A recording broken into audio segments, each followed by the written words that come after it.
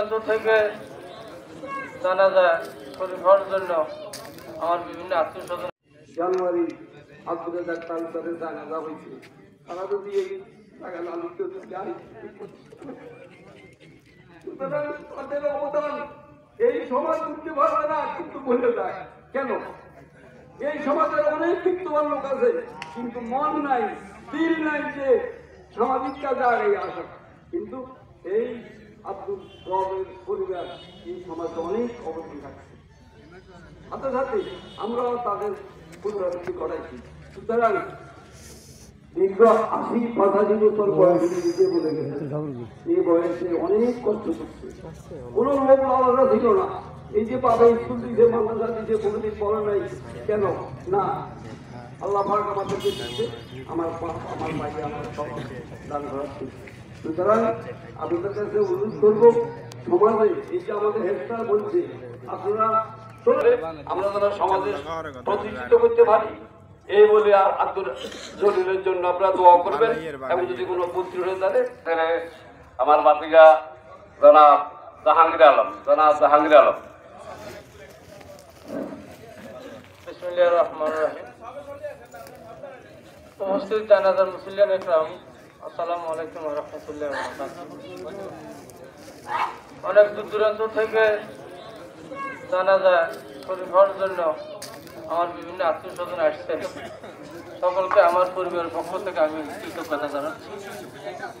যাই হোক, আমার বাবার সম্বন্ধে আমরা অনেকে হয়তো অবগত ছিলেন না, আজকে অনেকে জানছেন। আমার বাবা দীর্ঘ ৭-৮ মাস থেকে অসুস্থ, আর হায়াত শেষ, আল্লাহ ওনাকে দুনিয়া থেকে নিয়ে গেছে। সবাই আমার আপনার জন্য দোয়া করবে। আর আরেকটা কথা হইলে, আমার আব্বা চলাফেরা কারোর সাথে কখনো যদি কোনো কটু কথা বলিয়া থাকে অথবা কারো কোনো যদি মনে কষ্ট দিয়ে থাকে, আল্লাহর রাস্তায় বিচার বেলা আমার আপনাকে আমরা সবাই করবে।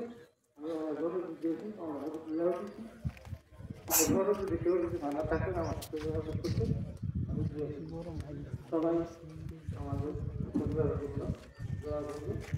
আমরা সবার সুতরাং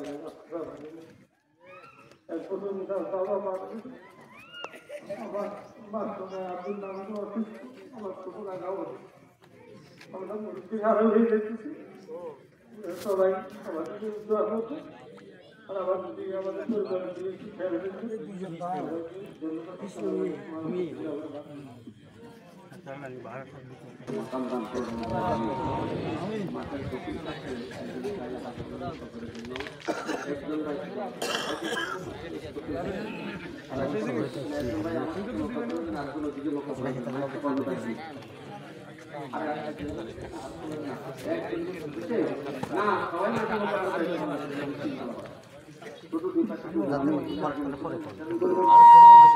আমরা মানুষের জন্য দোয়া করি। স্বাস্থ্য পরিচয় সর্বদা ছায়া নির্বাচনের মেয়েকে জানাজার নিয়োগ করলাম। আল্লাহু আকবার।